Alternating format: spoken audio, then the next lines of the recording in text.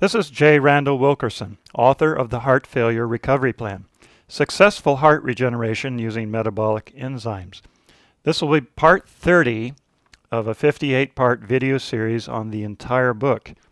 If you have not already, please review the introduction from our channel. That will give you the background.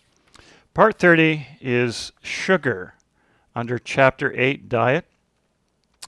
Sugar is a hot button issue these days.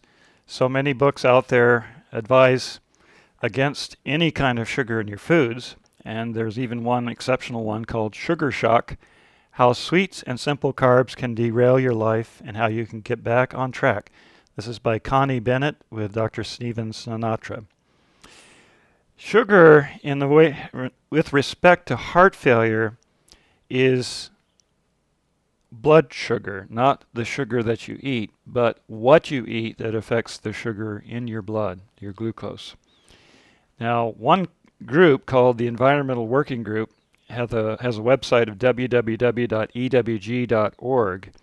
They made it their mission to identify unhealthy foods and have surveyed 80,000 food products in the American supermarkets. They found 58% have sugar added.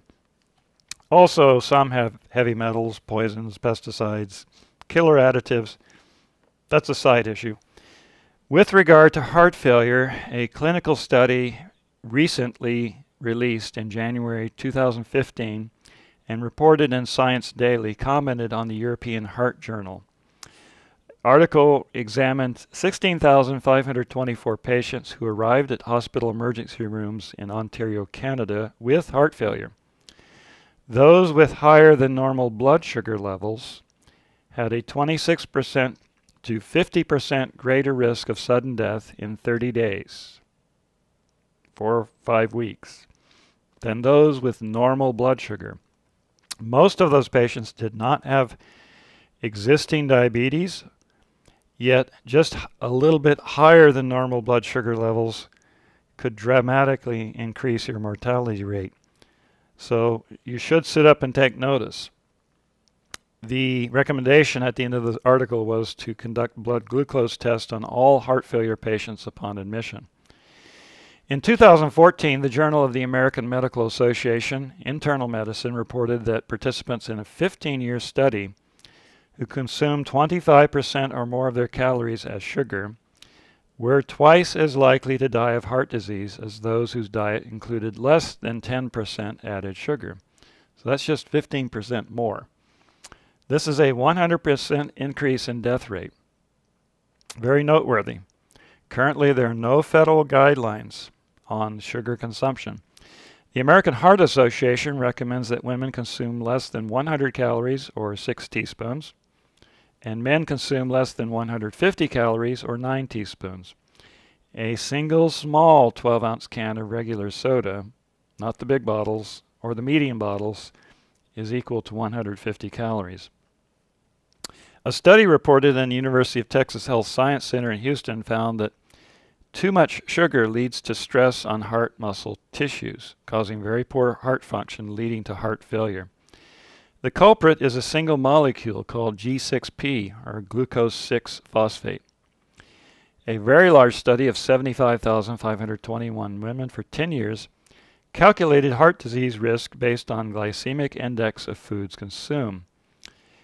Women with a body mass index over 23, which is fairly normal, not even fat in any means, not considered overweight. The higher the glycemic index of the food or sugar, the higher the rate of heart disease and heart failure. The highest measured index increased heart disease risk 2.77 times. Foods like wheat-based breads, cookies, and cupcakes have extremely high glycemic indexes. In fact, they impact your body worse than eating a bowl of pure sugar. So here we get down to the brass tacks. You can cut out sugar from your diet and still have high blood sugar. Foods can digest slowly or quickly. Those that digest the most quickly transfer the nutrients into your blood, creating a blood sugar spike. And this can be measured by glycemic index. It's a measure of how quickly blood sugar spikes on a given quantity of food and the insulin reaction in your body. There are quite a few books on the market for glycemic diets, and they'll have a long list of every food you can think of. It's glycemic index, and you can just put it into 3 categories: high and dangerous, medium and risky, and low and safe. What do I mean by that? Well, bad, that is very high and risky, is above a GI of 70. From 70 to 55 is moderately risky, and safe foods to eat have a GI or glycemic index below 55. Now, most of the foods listed on the Environmental Working Group website will list the glycemic index, as well as books that you can obtain to list these foods. In this book, we have a short chart that shows some relative foods, so you get an idea of how some foods that are not even necessary can be killer, like donuts. The glycemic index is 108. A bowl of pure white table sugar is 65 to 58. So that baked russet potato at 111 is nearly twice the impact on your blood sugar as a bowl of sugar. It goes without saying that high fructose corn syrup is really bad. It's much worse than white sugar. But the amazing thing are anything made with wheat. White wheat bread has a GI of 71 to 100. So a single slice of bread is much worse than eating pure sugar, and we don't recommend eating pure sugar. Wheat waffles have a GI of 76. Pizza, cheese with sauce, has a GI of 80. You get the idea. Anything made with wheat is very, very bad for someone with heart failure or anyone, because it increases your heart disease risk. So prevention calls for eliminating wheat and anything above 55 on the GI index scales. It may surprise you to know that some great foods are entirely safe. I mean, humans have lived for years, or we've had grandparents who lived to be over 100. Certain foods are no problem for the body. Carrots, black beans, kidney beans, cashews, peanuts, nuts, walnuts, very, very low glycemic index. And even honey, it's 38 to 50, so it's in the low scale. Whenever you hear a doctor railing against honey, that it's just like sugar and just as bad, he doesn't know what he's talking about, because honey is a mixture of sugars, fructoses and glucoses, that are linked. So when you eat honey, that linking of the sugars slows down its uptake, and therefore the liver can process it more slowly, and it doesn't hit you as fiercely as real sugar or glucose sugar, which is even much worse. So you can see from this paragraph and this whole section that eliminating high GI foods is going to be one of the most important things in changing your diet. You need to list all the foods that are safe, and many of them are comfort foods. You can take spelt-based macaroni and make macaroni and cheese. You can do quite a few things that seem to be normal in American food life, like hamburgers. Meat has a very low GI. Broiled chicken, not fried chicken. All of these things can be completely safe and with no impact on your blood sugar. The next step to regulating your blood sugar is to keep in mind that all of the glycemic index references revolve around a fixed quantity of food that was tested. So, for example, they had a fixed number of grams of a slice of bread, and with wheat that could be as high as 100, whereas spelt bread is only 45. Completely safe. In fact, it's nuttier and a little firmer, yet works just like bread for peanut butter sandwiches, anything that you want to make for lunch. And glycemic load is the next issue. Glycemic load is essentially how much of what you eat at a specific glycemic index. And that's what ultimately determines your blood sugar level. So, for example, Cold Stone Vanilla Bean ice cream has a glycemic load of 20. That's fairly low.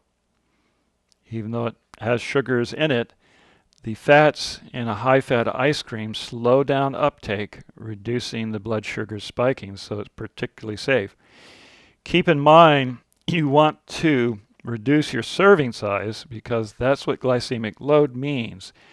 If you eat an entire half gallon of ice cream, it doesn't matter if the load is 20 because you're going to dramatically spike your blood sugar due to the quantity of what you ate. So make a small bowl, the smallest bowl you can have in the house, and enjoy those treats, but in small quantities. Another example is 70% dark chocolate. A 1-inch square weighs 13 grams. But because it's dark chocolate, it has limited sugars. It only has 3 grams of sugar. If you eat 1 square on top of a meal, lunch, dinner, whatever, that amount of sugar is diluted by so much food that it won't spike your blood at all. You won't even notice it if you were to take blood tests before and after.